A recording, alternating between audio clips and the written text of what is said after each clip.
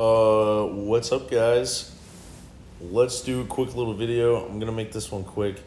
There's a lot to work with here, yet most of the issues are very simple and commonly occurring issues with throwers. So this should be a quick tackle.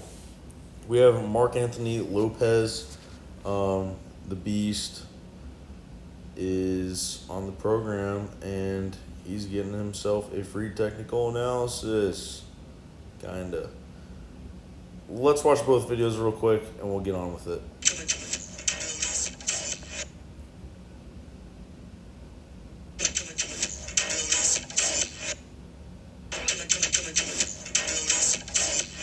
Alright, we'll watch gird canter real quick.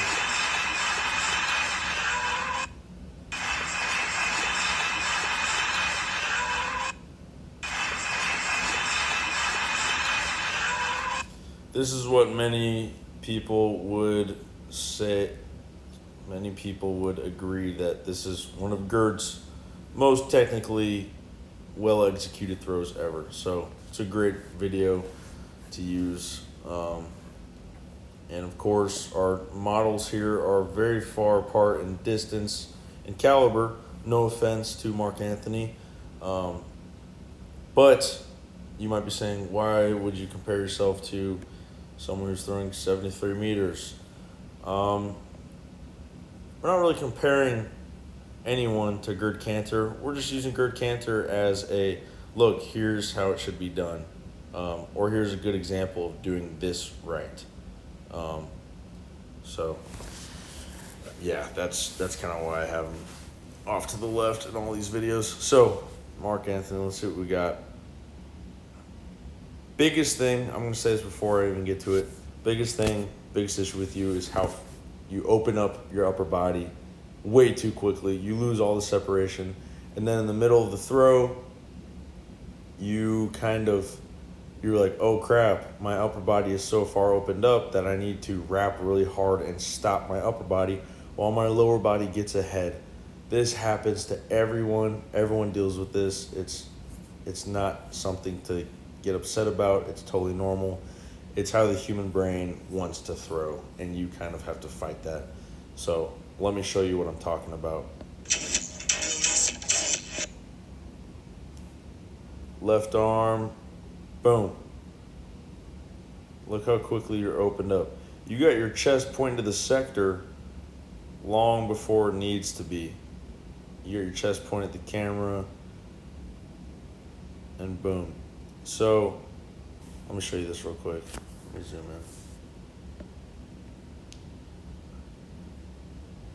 in. I've said this before. Sometimes the issue isn't how quickly you open up, it's how slow your lower body is. I'm not saying your lower body is slow, it's just not as fast as your upper body is right here. The discus, boom. You're a little ripping the chest open. This left arm is almost pointing at the camera right here. Sorry, that's your right arm. Just realized you're a lefty. Point at the camera a little too early, and then you're like, oh crap, wrap. And then you open up and you hit it. I will say your foundation is there. You have a foundation going on, but you're perhaps a little too aggressive with it. This throw, to me, looks like, okay, let me throw a PR real quick. And I know that's something I do in practice. Everyone likes to throw far. That's why we all throw, is so we can throw far. But you should never really try to apply speed and power if it's going to sacrifice or get in the way of technique. Just remember that. If you can't hold up technique, then you probably shouldn't be pushing the speed in your throw. So both of them need to grow at an equal pace. As you get faster, your technique needs to be getting better and able to withstand those increases in speed, and vice versa. As your technique gets better, you need to be adding speed to it. Good technique doesn't do anything if you're not fast enough to use it. If I threw at this speed,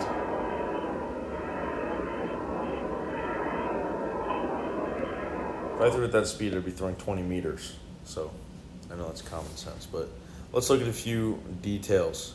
First off, my friend, the left foot. Left foot. We have a little bit of stoppage right there. Kind of comes down. Big important thing is you want that foot turning as it lands. Gosh dang, he's wearing white shoes on a white circle. Can't even see crap. But you kind of can. Want that foot turning a little more aggressively. By the time this other foot comes down, I want this foot turned a little bit further. Let's see how you do with your finish. At the point, your left foot comes off the ground right here. Your hips are pointing down, maybe we'll say the left sector. You want them pointing down the right sector by the time you release and by the time this foot comes off the ground, which by the time your hips are pointing the direction we want them, this foot's clear off the ground. It still hasn't rotated. What you want is your foot not to be up this way, but boom, shoelaces pointing that way. Your shoelaces are pointing that way. Sorry, I just made an ugly cluster. Hope you guys get that though. Turn that foot. I have a video on my YouTube channel about turning the foot in the middle. Let's see what else we have.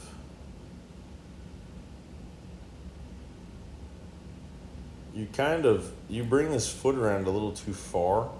Watch the path of this foot before it gets here. Boom. And then instead of pushing it up to the edge of the circle, it kind of seems to come around behind you. And by the time you really get it down, there's not a whole lot it can do because you're kind of falling over to the side.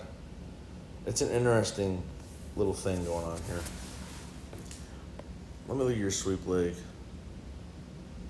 That's not bad. It's similar to what we have here. Look how much further you're opened up though. You can see his left arm here and his discus is pointing that way. Your chest is already pointing towards the, we'll call it 9 o'clock, which would be Gerd's 3 o'clock. His chest is still pointing over here. Yours is all the way ahead. Sorry, I messed up where Gerd was at. He's about right there. So, a little correction, his chest is not pointing right here. His chest is pointing somewhat that way, but not nearly as far as yours. Your upper body has clearly opened up further than it should have out of the back. You might have a little bit of over-rotation going on, but I don't think that needs to be addressed right now. Don't worry about that. Ignore I said that. Look at that. You're actually doing a great job leading with the inside of your foot. That's awesome. Inside of your foot, then you start rotating it. That's solid, dude. What I want to see here is you get this foot down faster. Get that foot from here to here quicker. And don't get it there. Get it a little more in the front of the circle. Watch Gerd. See his stance? That foot comes down up there. I'm not saying use the whole circle. I'm saying get a little bit of a wider stance. Don't come back all the way. Gerd would not be very powerful if his foot was here and this foot was way back. Why is this pen not working? One sec.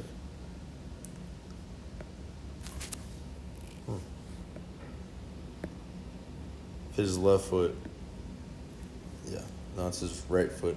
If his right foot was not there, but back there, that would be an issue. He wouldn't be able to produce much power if he was opened up too far like that, which you are. You're opened up too far.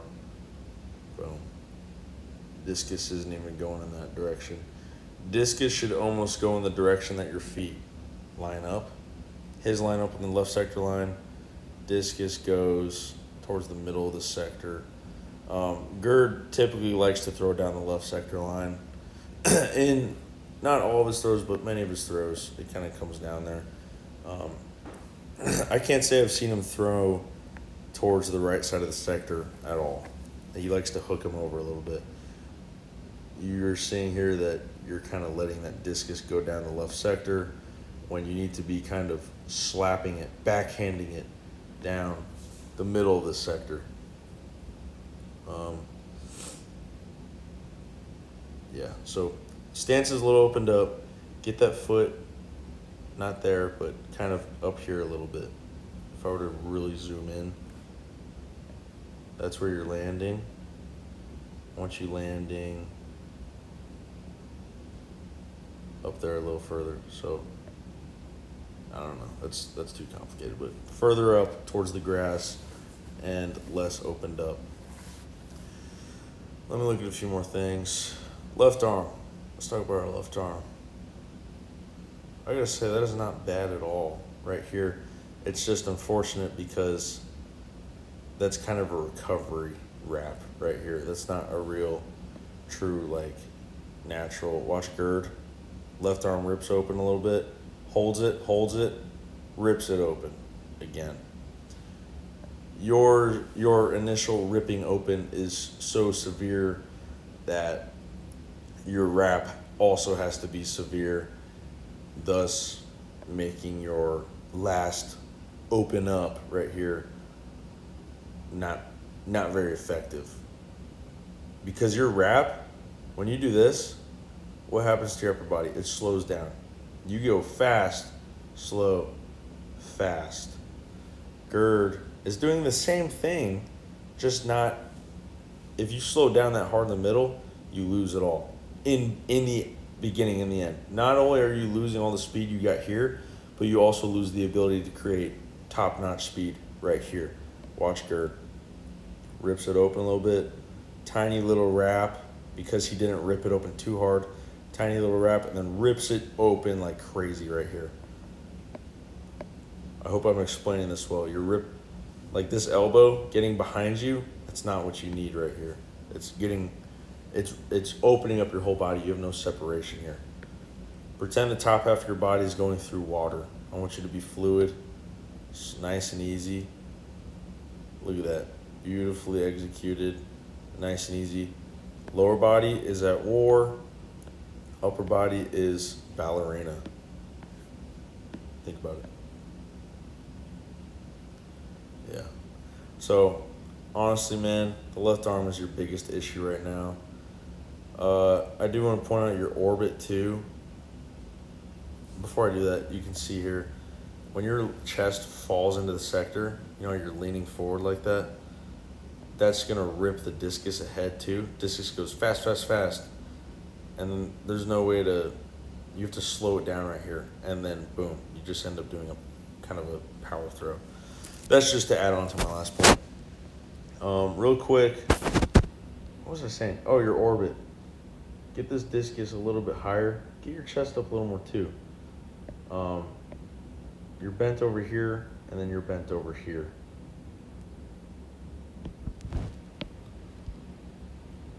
Chest is up right here. He's got his nipples pointing above the horizon. Look at that. He's not bent over too bad. You're gonna be bent over. That's how orbit works, but you're not gonna be facing into the dirt so severely. I wish I could illustrate. His discus comes through right about here.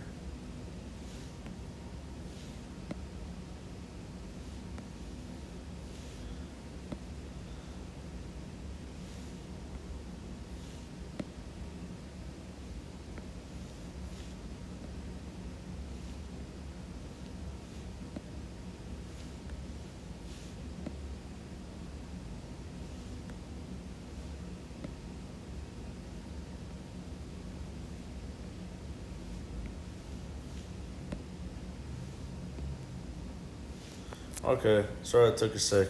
That is his orbit. He's going from here, here, here. See how high up we come? Comes up high, and then boom. Now I can't do it the same way with your throw, but all I'm going to point out is how your discus is below your shoulder here, and it's at or below your shoulder here. Never really gets above this point right here. This high point right here, it's important to set up the direction we throw and the angle that we're throwing. If you have a flat discus the whole time, and the last second you try to throw it up, that's kind of what creates wobble, and it's also going to give you issues with not only how high and low you throw, but which direction of the sector you throw. That does play a pretty big role in that. Your high point is usually going to be the direction you throw in. Sometimes though you will hit a high point a little, a little later than the direction you throw in. If Gert's throwing here, if you're throwing this direction, let's say there's a middle sector, you want your high point to be somewhere from here to the left sector, anywhere from here. And you can see Gert sets that up. His high point is definitely right here. Think about that. I have a video. Do I have a video? I don't think I have a video on orbit. No, I do. I think it's called a Fix Your Orbit or Stop Scooping. Go watch the video because it talks about that. But we're gonna have to work on that finish too. Man, I want you to do some non-reverses. Work on this foot when you do non-reverses. That is, in my opinion, the best medicine for fixing this foot in the middle, because that foot can't leave. And when that foot can't leave, it's much easier to watch. You can watch yourself throw a discus and that foot stays on the ground just like that. And then you can say, oh, I really need to fix that. You get turning so that you're releasing with your foot, with your shoelaces pointing that direction. That's what we want to see. You can do that in a non-reverse. You can easily do that in a reverse throw. So I want you to work on some non-reverses. I want you to work on this left arm. Watch a lot of film. Watch a lot of videos. That's how you learn, is by watching videos. And guys, I have something new to talk about. Don't just watch footage or YouTube videos from one guy. I know a lot of people who do that, and you're gonna learn something, but it's gonna narrow your field of knowledge, your source of knowledge. If you only read books that one guy wrote, you wouldn't have a very diverse or range of knowledge. Your perspective would be a little narrowed. If you read one book from every author, you'd be able to step into a lot of different shoes. You'd have a very wide perspective. And I want to apply that to this. I used to watch a guy on YouTube. I'll give him a quick shout out. Not that he would give a crap. I think his name was Seraphanas. I don't know. I wish the name was easier to pronounce. I don't know what the hell how that's pronounced. But I used to watch a lot of his videos, and anyone who watches him would agree that he's very critical. I don't think there's another human being on earth who could talk more crap about Ryan Krauser or Joe Kovacs or whatever. This guy has something bad to say about everyone's technique, and people were like, oh, that guy's a Debbie Downer. I used to watch his videos a lot because of that. He had some things that I didn't agree with, a lot of people didn't agree with, but he would point things out. He was able to say, look at this. And I was like, I've never even thought about looking at that. Now, what he said might not have been correct, or it could have been. No disrespect to the guy, because I learned a lot from watching him. But when you watch people, don't just say, oh, he says do this, I'm going to do that. Think about it. Think about what they're talking about. If they're talking about the sweep leg, use that opportunity to introduce a new approach to thinking about it. How do I word that better? A new approach to looking at that specific part of your throw. When you start throwing, all you see is sweep leg, feet moving, arms opening up, wrap arm. It's super simple. You can start to see more and more details by listening to other people coach. Other people are looking at different things. Other people have acquired different things. So take everything with a grain of salt. Not everything I say on these videos is going to be correct. It's not going to be, I'm not the best coach in the world. A lot of people will say I shouldn't even be coaching. But just take that piece of advice. Listen to how people coach. Step into their shoes. And again, take everything with a grain of salt. Not everyone is 100% right. And not everyone is 100% wrong. You might have the stupidest guy on the internet eventually bring up a point that is super beneficial for everyone. Keep that in mind. But thank you for watching, guys, and take care.